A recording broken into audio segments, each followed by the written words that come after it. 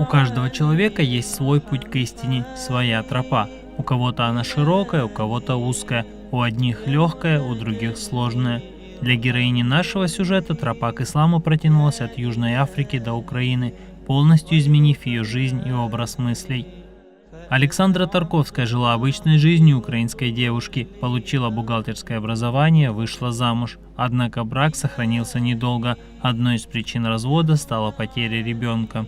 Так случилось, что у нас умер ребенок, и с этого все пошло не так. А я предпочитаю расходиться с человеком, если уже портятся отношения, чтобы не испортить то хорошее, что было. Хорошего было много, мы женились по любви. Оказавшись в тяжелом положении, сменив несколько профессий, пришлось поработать и няней, и горничной, Александра оказалась на распутье. И тут выдался неожиданный шанс. Письмо человека, которое пришло из Южной Африки, мне понравилось. Он сказал, что я очень занят в работе, у меня нет времени ездить куда-то. Давай вот не будем тянуть очень долго, давай ты приедешь, посмотришь страну, потому что страна сложная. Ты из Европы, а Африка – это совершенно другой мир. Приезжай, посмотришь. Ее поиск истины продолжился. Еще когда она была замужем, Александра столкнулась с резким неприятием мужем религии и веры как таковой. Была христианская церковь рядом, я ходила в нее, а он отказывался ходить со мной вообще в церковь. То есть я могу сказать, что он не религиозный человек, да еще и в тот момент, когда я выходила утром в церковь по воскресеньям, еще смеялся, как говорится. Возвращение в Украину вновь изменило жизнь Александры. Мне пришлось вернуться в Украину. Сколько бы я ни старалась остаться в Южной Африке, у меня просто не получилось. Мне выдали документы, что я должна выехать. Я решила выехать вовремя, так как гласили документы. Но тут ее ждали новые сложности и новые переживания. Я приехала в Украину и думала, что я через какое-то время вернусь обратно. Но так получилось, что пошел ряд таких событий негативных здесь. А вот с тем, что я приехала в Украину, я понимаю, что я не могу устроить свою жизнь так, как я хочу, так, как я себе это представляла. Однажды Александре приснился сон, благодаря которому она поняла, что нужно действовать. В сне мне приснилось имя человека. Было несколько раз услышано мной имя и фамилия человека. Сон заканчивался тем, что мужчина взял меня за руку, мы зашли в комнату.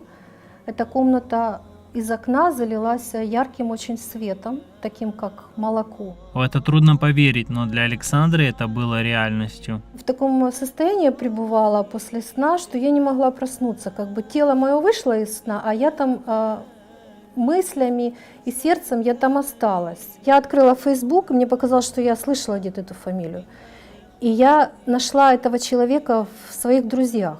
После долгих раздумий и совета подруги она решила написать человеку, который ей приснился. Написала, что вы мне приснились во сне, говорю, вы меня, конечно, извините, поймите меня правильно.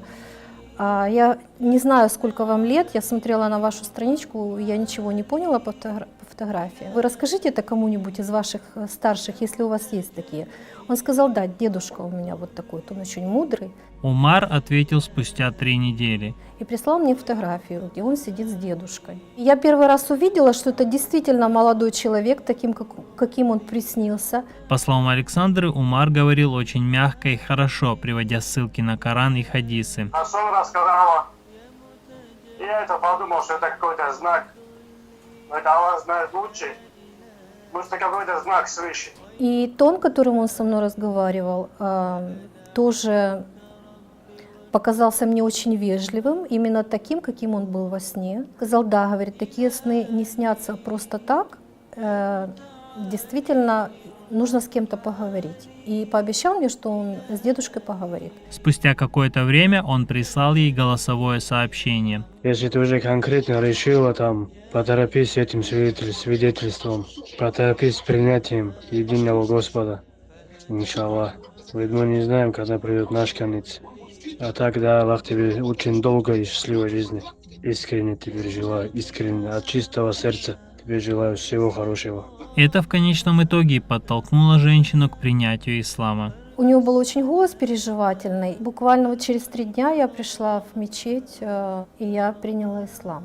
Люди уже, когда приходят и решаются на этот шаг, все-таки сначала вот осознание умом, да, и принятие сердцем. И эти слезы, которых у всех льются, это говорит о том, насколько это трепетно, насколько это чувственно, насколько это личное чувство, которое оно... И это радость, слезы радости. Конечно, не все ее друзья и близкие приняли такие изменения. Много чего изменилось. Во-первых, часть друзей ушла от меня. Стало видно, кто с тобой, кто твой друг, а кто нет. По словам Александры, ее жизнь наладилась после того, как она стала мусульманкой. Счастлива, что приняла ислам, потому что у меня сейчас какой-то свет впереди появился. Такой свет, какой мне приснился. Это было такое чувство божественное. Оно и сейчас как бы есть. Алхамдулилля, мне очень хорошо, мне приятно. То, что я стал причиной, хоть и небольшой причиной, но что я стал причиной. Лишь Всевышнему известно, сколько испытаний и трудностей суждено пройти человеку на пути его поиска истины. Все, что остается верующему, которому посчастливилось обрести Бога и себя, быть ему благодарным. Постучавшись в 10 дверей, одна дверь обязательно откроется. Это может быть разрешение проблем, возможно, хорошие люди будут посланы тебе на твою дорогу, возможно, это будет религия новая, которая порадует, так как меня порадовала. Деливерс Сайдахметов, Денис Хахалин, Евгений Пахальчук, канал Алиф, Украина.